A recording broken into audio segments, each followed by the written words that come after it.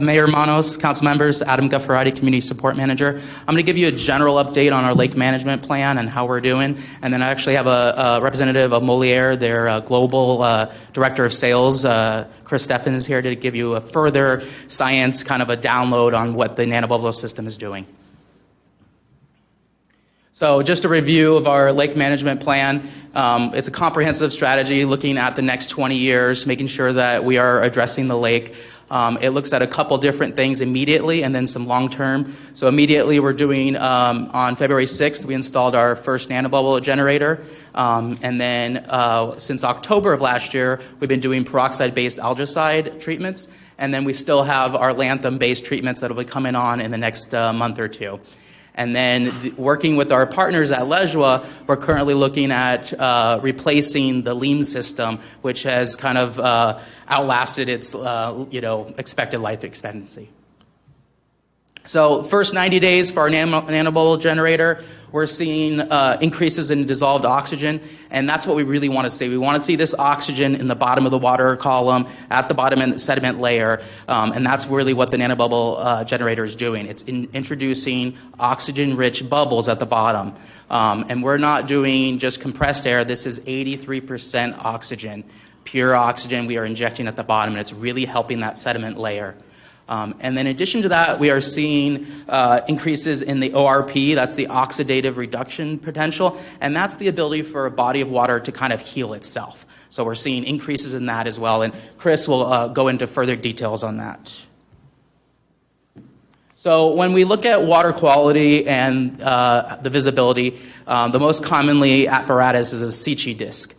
And so you'll see January 2024, we were at 0.3 meters, roughly that's a foot, and then February 0.8, and then the highest in March we were seeing is over 15 feet.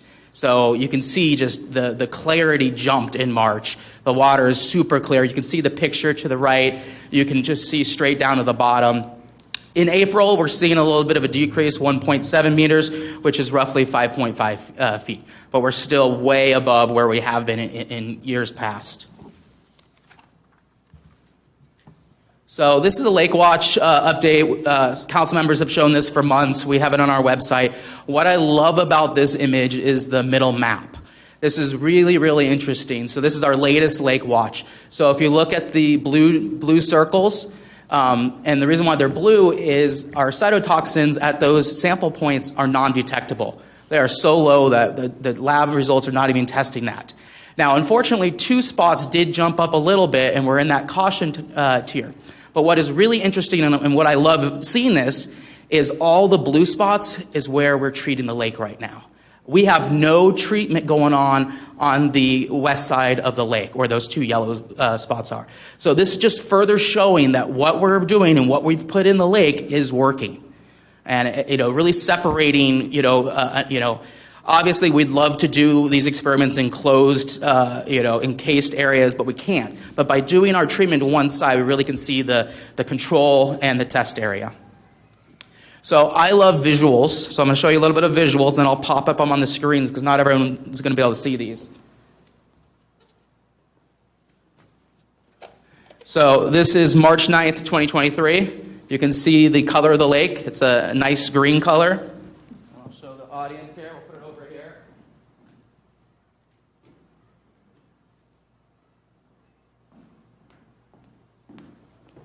And then I've got one for March 8th. And you can drastically see the change, and I will pop it up on the screen so everyone else can see.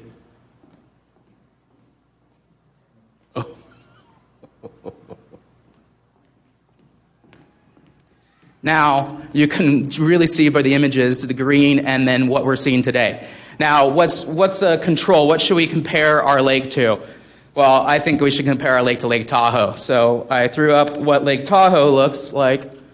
And you can see Lake Tahoe on the right and our lake on the left. So we want that dark color. Yeah. That means the lake is clear. You're seeing way down there. So you can see our lake on March 8th, 2024, Lake Tahoe. You can see the difference. Both these images that I put up is from March. So just to show that I tried to find the closest image, this is May 12th. Wow. So we are still seeing, as a whole, the lake is in good shape. Now, I'm further in my, I'm going to show you some photos from the last couple days. We are seeing some trends where the algae is coming back. But as a whole, as of March 12th, we are still a lot better than when we were last year. You can see how drastic that change in color is. So this is May 14th at the Nanobubble site.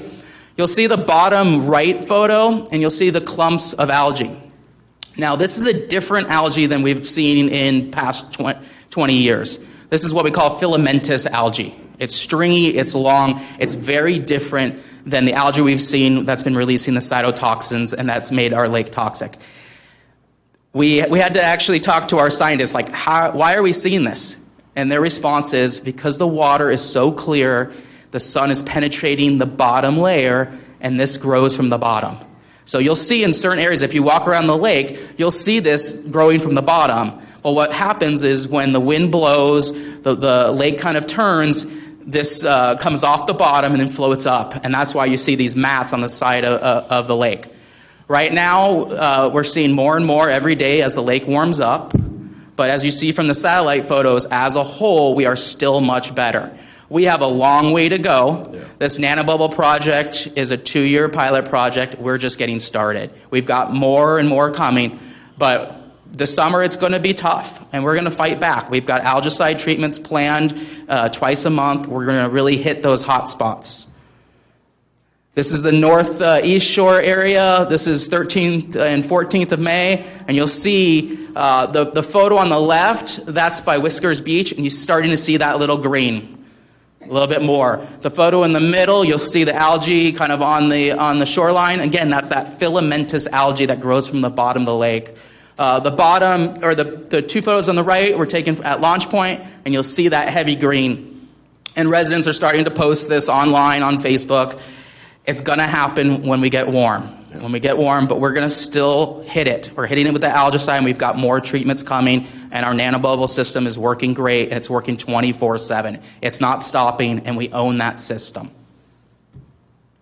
Some next steps. So this has been a topic on Facebook and online quite a bit. Yes, we have the ability to move the barge, but we're not. It is staying at its spot for 2 years so we can get all that data. We want to know exactly what the barge is doing and how far the treatment is going. We talked about this last year. The nanobubbles are going to clean up an area, and then as that area gets cleaned up, they're going to go farther and farther away from that barge. Our buoys that are placed on the north and south side of that barge is 1,000 feet, and we are recording increases in oxygen and ORP 1,000 feet away. So eventually we'll get a little bit bigger and a little bit bigger, but we need that full 2 years to test what this thing can do. We do have that ability after 2 years to move it to different areas of the lake. Like I mentioned, ongoing monthly algicide treatments will continue to address persistent hotspots. Usually with the algae, because of the wind coming off the Ortegas, we get it on the east side of the lake. Everything gets blown. So that's where our contractors are really going to hit the algae. We also are hitting the launch ramp. We're hitting the cove so that the residents can enjoy a nice Saturday and Sunday on the lake. I talked about the filamentous algae. It's going to anticipate to increase. And part of the reason why is the temperatures and then also the nutrients that we have in the lake. We have increased phosphorus in the lake. The rains that we got during the winter are great for increasing the lake levels, but they introduce a lot of nutrients, mainly phosphorus, brake dust, oil from the streets. All that runs into the lake in certain areas. We need to identify this phosphorus, and we need to lower it down. And that's why we do have a phosphorus product called Phoslock. We are getting final approval with the water board, and we're hoping to have that in the next few weeks to a month to get that in the lake, and we're really hoping that's going to really cut down that phosphorus levels. So I'm going to hand it over to Chris Steffen, for the Global Director of Moleaer, to really kind of drill down on the nanobubble system.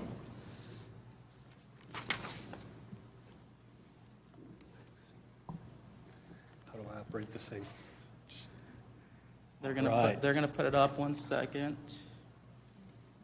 See. There it goes, and then you can just do that right there. Fantastic.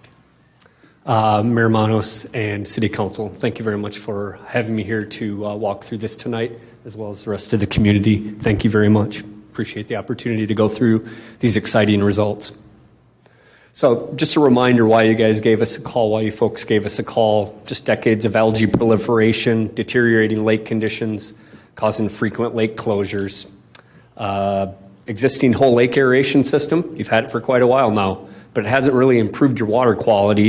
It definitely hasn't mitigated the algae. You have source water that does a great job at keeping your lake at the desired level, and so folks can enjoy that. But at the same time, it brings in a lot of nutrients with it. And so there's a good and a bad side to that. And then more than anything, you folks have expressed an interest in really finding a chemical-free solution, and truly a solution and not a Band-Aid.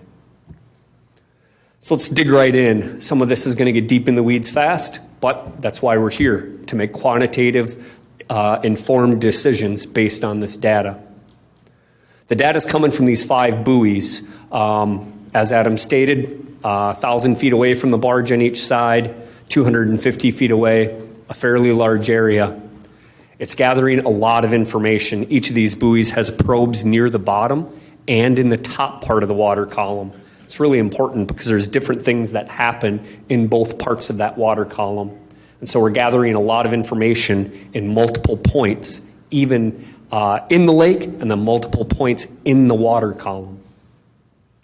Summary of the results. I didn't have the water clarity information that you folks just showed in the previous slides there. And so we were stuck with the information we had from February there, where we increased water clarity over 12 feet in the first 60 days.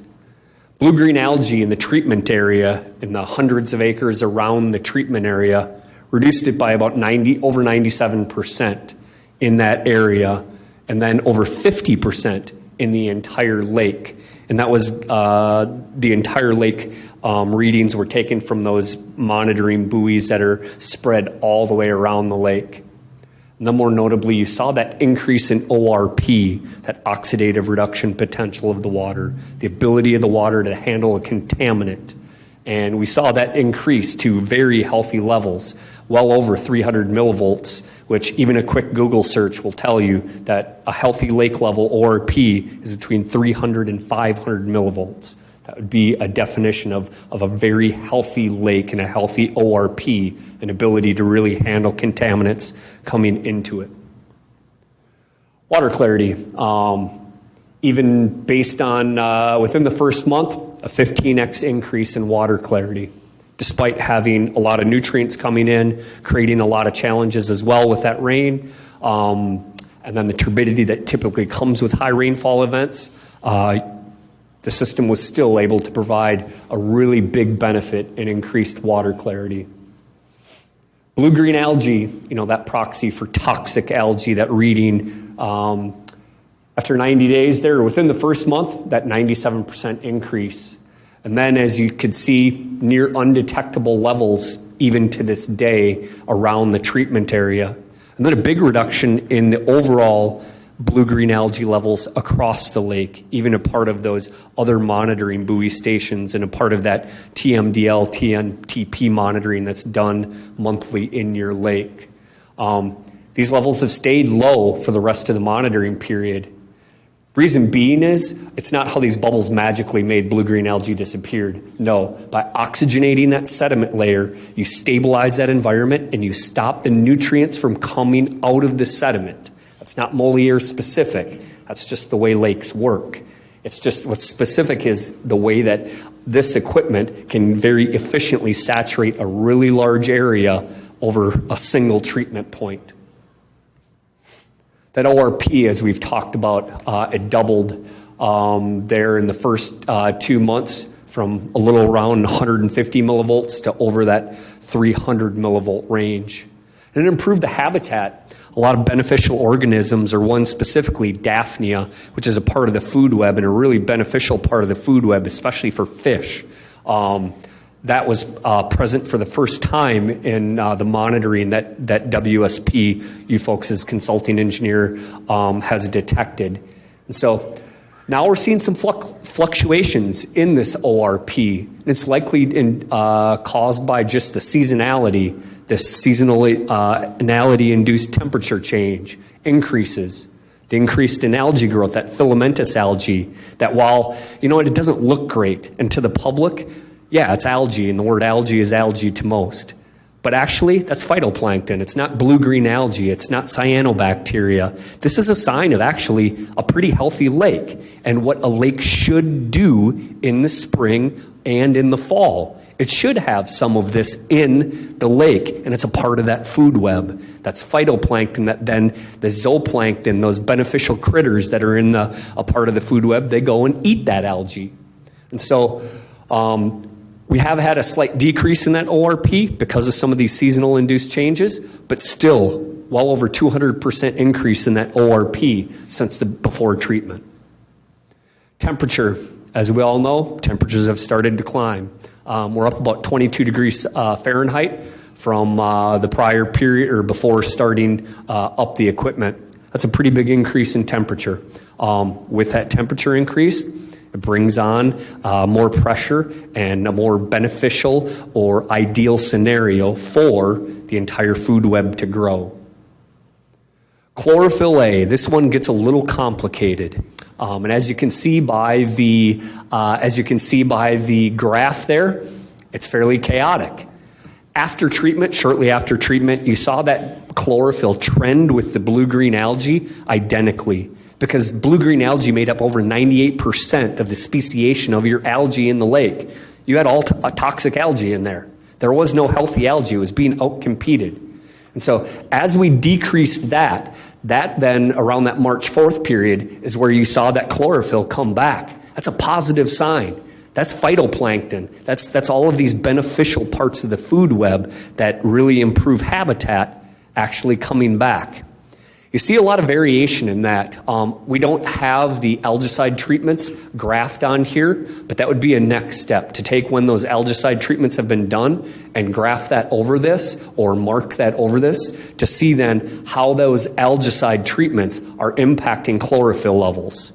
Again, as I stated, chlorophyll is a little bit complicated because actually having some chlorophyll in the water is beneficial because, like I said, that's a part of the food web. That's what helps create a nice, healthy habitat, especially for the fish. And so you're not trying to eliminate all chlorophyll. You're trying to keep it at healthy levels and have that follow the seasonal trends of what a natural lake and healthy lake is supposed to do. So all of these things, again, this increase in jump in chlorophyll, that's a natural lake process that you just haven't seen for decades because cyanobacteria was kicking all of the organisms' butts out there and it couldn't grow. And so now you're actually seeing these things that should happen in a lake. And so in a healthy lake, though, the feeding of that phytoplankton by zooplankton and other small microorganisms, that'll happen. But these algae grazers don't grow as fast as the conditions are changing. Temperature is increasing in the lake, and clarity is drastically improved. And so filamentous algae is growing faster than the algae grazers can form and mature and flourish. And so what our PhD limnologist on staff is anticipating here is as these algae grazers can catch up and reproduce and flourish, that will help keep some of that phytoplankton at bay and decrease the overall levels. But overall, the lake is still significantly healthier now. By healthier, I mean lower algae concentrations, specifically cyanobacteria. And then you have increased water clarity than before those nanobubbles began. This is that graph that our limnologist put in here to try to really drive home this understanding of different types of algae. And so that top graph is a cold temperate climate, the bottom being subtropical. You're actually somewhere in the middle. You're not either of these. You're somewhere in between there.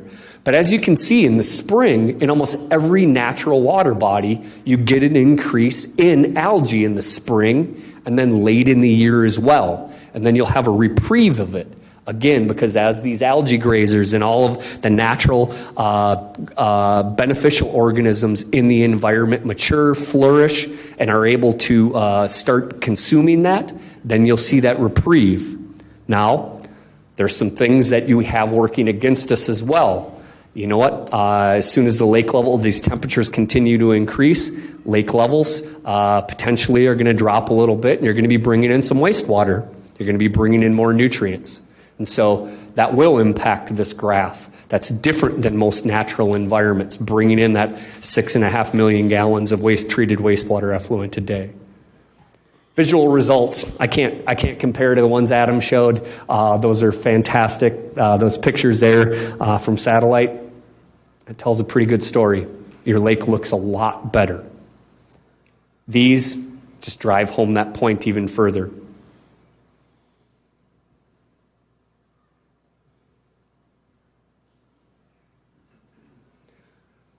Some of the water clarity readings, and then an email from WSP, your consulting engineer, just speaking about those beneficial organisms that were identified for the first time since they've been doing your monitoring. I believe they've been doing your monitoring for about 10 years.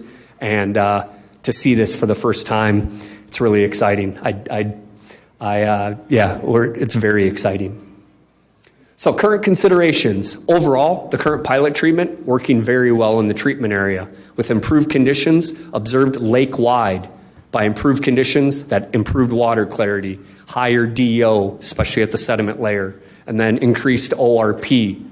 But some factors to consider, just to be fully transparent. When we installed the system, we had cooler temperatures. There was a less favorable environment for that blue-green algae to kind of hang on and fight back. And so we had that working for us. And then as we're moving into spring here, temperatures are starting to increase. We see evidence of how these changes are impacting the lake dynamics. Actually, it's a good thing. You're seeing your lake respond naturally the way it should and the way it hasn't in decades. You also didn't have that wastewater coming in, which actually was a really great thing. And so the ability to really allow that treatment to spread and not have to hit above its weight class and to really be able to kind of do its thing before you had really challenging conditions. So next steps would be to continue to measure and monitor water quality using all the available methods. That's, your TM, DL, TNTP monitoring that's happening twice a month. Getting this data continued from the in situ buoys, both the buoys that you folks own as well as those from WSP. Sediment hardness mapping at a certain point here, maybe at that 6 months, that's been the kind of the thought so far, is after 6 months to come in and map that 200 acres around the treatment area and then look at what those changes in sediment composition have done. How much muck have we digested? What's the overall difference? And there's heat maps, and so it's really easy to understand. And then, ultimately, to take that data and make data-driven decisions as to when, where, and how to increase treatment in the lake to further maintain these improvements that you've made, and then drive further improvement to get to that Lake Tahoe picture that Adam showed there. But again, some factors to consider. We have some increasing seasonal temperatures. Water holds less oxygen when it's hot. And so as these temperatures increase, the water is naturally going to hold less oxygen. And then these warmer temps present ideal conditions for algae proliferation, whether that's filamentous algae or potentially blue-green algae. It's really going to depend on kind of the environment there and then all of the weather around it. And then you're going to be bringing treated wastewater effluent back into the lake, bringing in another source of nutrient loading. Right now we've been able to mitigate the internal loading, but when that wastewater turns on, now you're bringing in a second loading, that external loading that creates a lot of challenges.